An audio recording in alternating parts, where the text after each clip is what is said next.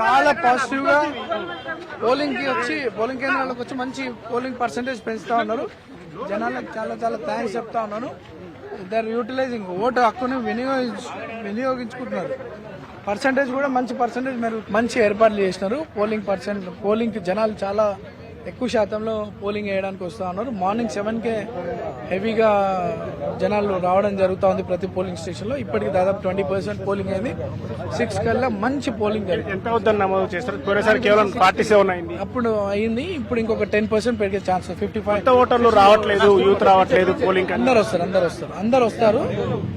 అందరు కూడా ఈ బై ఎలక్షన్ అనేది సింగిల్ ఎలక్షన్ రావడంతో మొత్తం రాష్ట్రం అంతా కూడా చాలా ఒక నెల 2 నెలల నుండి అబ్జర్వేషన్ ప్రజలు కూడా చాలా ఇంట్రెస్ట్ గా ఈ ఎలక్షన్ చూసినారు. అండ్ ఆ ఇంట్రెస్ట్ పెరిగింది జనాలకు వచ్చి నా ఓటు హక్కు వినియోగించుకోవాలని.